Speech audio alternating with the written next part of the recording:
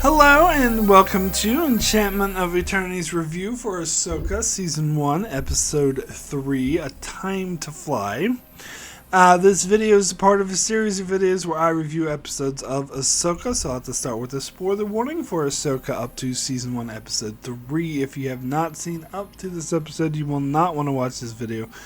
Otherwise, some things will be spoiled for you. So, the main thing about this episode is it feels very, very short.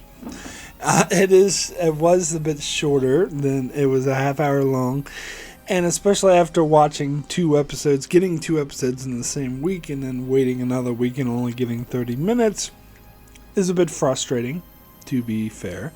But that being said, it was a good episode. It definitely still has me very invested in the story, and I'm still feeling like this feels the most like classic Star Wars of any of the shows we've gotten so far. Any of the live action shows at the very least. And I'm loving that. I do think this is easily the best live action Star Wars show so far. But again, only 3 episodes in. So in this episode, we didn't get much. We get Ahsoka training Sabine. We get her Zandula, I believe her last name is, calling the New Republic and trying to get permission to send a fleet over to help Ahsoka, but then they're turned down because they don't really believe her. And then we get the big space battle when Ahsoka and Sabine shows up at the planet, and the sort of evil apprentice, I think Shin is her name, tries to shoot her down with a bunch of other sort of evil people. Shin Hati, yeah. And then we get Ahsoka, sort of landing on the planet after having scanned the weird thing, and what's his face, Baylan sends evil drones out to find them, and that's it. That's the episode. So it doesn't really feel like that much happened in this episode. So it's hard to say this was a good or a bad episode. It just felt short. But what we did get in it, I really liked. The training I guess I'll talk about the training first of all with Ahsoka and Sabine, because I've heard some people complain that they're changing Sabine's character and it just doesn't feel like the Sabine from Rebels because she was never shown as Force sensitive. But I think they made it very clear repeatedly that she is not Force sensitive, and that does not necessarily bar her from being Ahsoka's Padawan. And I, for one, have no problem with that whatsoever. In fact, as Ahsoka says, the Force is in everyone.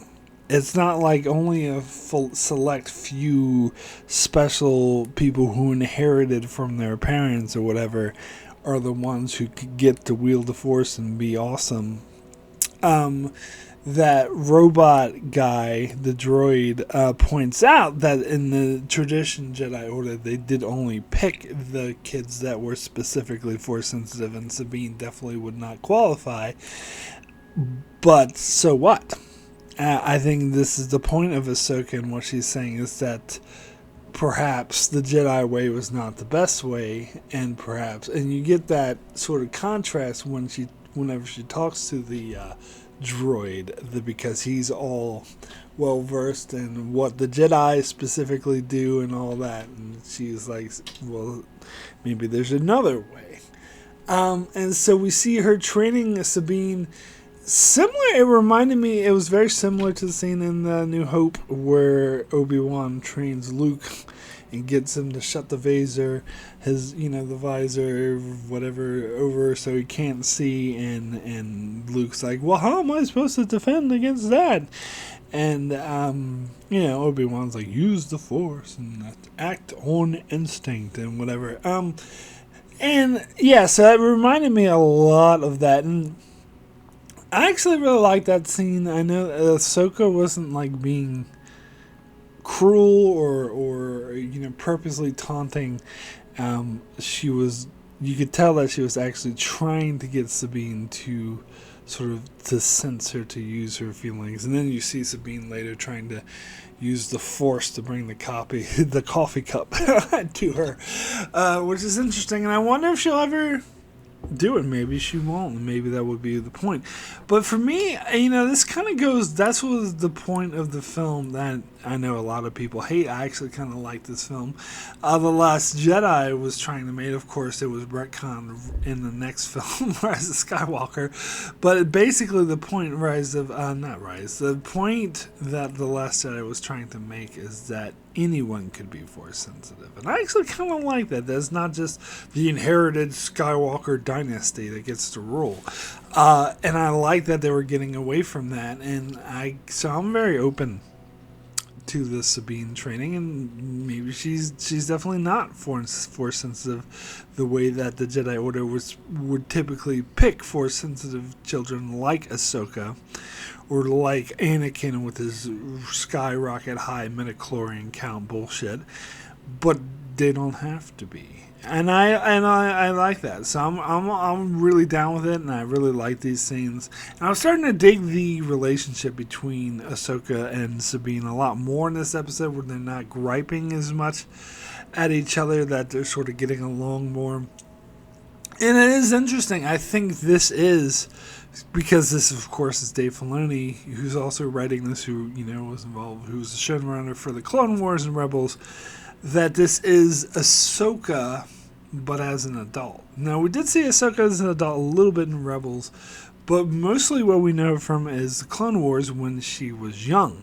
But here we see her, she's much older and wiser, and so you definitely see the similarities of how she was when she was young, but that's more tempered, and that's why she's a lot more stoic, which I know a lot of people were against. But actually I'm liking this portrayal of Ahsoka better than the portrayal of Ahsoka in Rebels, to be honest. And Rosario Dawson, I don't care what anyone says, is doing a phenomenal job. Anyone who says, oh, she's doing a bad job, terrible job, I totally disagree with him. But anyway.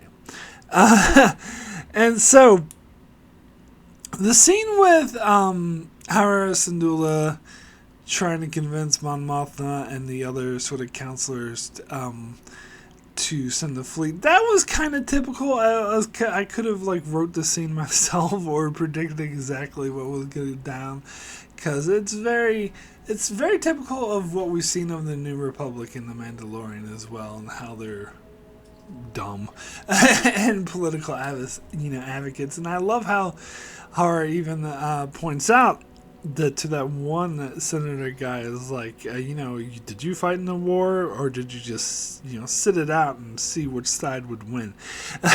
Which I thought was a really big blow. And I'm actually kind of disappointed that Mon Mothma fell for that bullshit and didn't send the fleet. But it's very expected. It's very typical, especially of what we've seen of this New Republic. And I do hope they'll find some way to include her in the storyline going forward. And of course, we, for the first time in the show, see her son Jason, who was mentioned at the end of Rebels, and how he wants to become a Jedi, and that's very interesting as well. So that's something I also hope they expand upon. I hope we see this character some more in the show. But overall, the scene was kind of very typical. It is interesting that the same actress from Andor is playing Mon Mothma, because that was a totally different show. It's almost like Mon Mothma was a different character in Andor than she was in Rebels. And she was acting more like the character from Rebels in this episode, and even though it's played by the same actress who played her in Andor, so that was interesting. I know some people would argue, it was a different time or whatever, but nah. I think Andor is just a darker show, more gritty or whatever. Anyway, so then we get the big space battle, which I love. Again, this is what really felt classic Star Wars, just like the first episode. Getting these, this is what really feels like a Star Wars space battle. I don't think we've really seen anything like that in any of the other shows. And I dare venture not the sequel trilogy either. And barely even the prequel trilogy. This felt like a very classic start. Now, we've probably gotten to stuff like this in the animation, but that's kind of different than animation. It's different actually seeing it live action again. It feels more like Star Wars. So, yeah. And I just love the interaction between Sabine and Ahsoka during the battle, how they were working together. We got this cool scene where Ahsoka went, out into space in her suit and was using her lightsabers against the ships. That was pretty damn awesome. And how they still managed, they were very outgunned, but they still managed to accomplish what they wanted to accomplish and land on the planet. Where, of course, we know that Balin's going out searching for them. But then, we had that really cool scene with the space whales, the Purgles, and how they were, using the ships to lose their tails and dodging between them. That was awesome. And, of course, the first thing I thought when I saw the Purgles is that's probably why they're at this planet, because this is a known route of their migration, and this is where they're starting, and they're basically just going to follow them to the other galaxy where Thrawn is. So I'm just, frustrated that this episode ended, and I really want to see what happens next. But yeah, I've heard some people say they like this episode better than the first two. I disagree because more happened in the first two. To me, it was just a matter of this was too short. But as for the feel of it and the acting and what happens, I like it just as much. I think it's really good. But my rating for Time to Fly out of 10 is going to be an 8. Extremely good, so not quite a 9 because the episode was too short. But other than that, I really loved what happened. I'm still loving the Star Wars action feel that I feel like I haven't seen in years. And, I think this is extremely easy, much better show than Andor. And especially if you compare the first 3 episodes of Andor to the first 3 episodes of this show, first 3 episodes of Andor was really boring and could have been condensed into like half hour. With this, it grabs my attention, has amazing fight scenes, has classic Star Wars, has characters I'm really invested in, so I'm way, way, way, way more invested in this show, and I will say I think it's personally better, but that's just my opinion. Anyway, really can't wait to see next week's episode, so I will be back here again to cover that episode. Hopefully it's a bit longer and a bit more happens in it, but still super excited for it, so be sure to check out my channel as I continue to cover Ahsoka, and I also cover Star Trek and many other Star Trek shows. I'll be covering Lower Decks when that comes out, and I'm going through Star Trek Next Generation episode by episode at the moment, so you can check out my channel for that and many more reviews of many more shows. So be sure to subscribe so you can keep up with all of that, and thanks a lot for watching.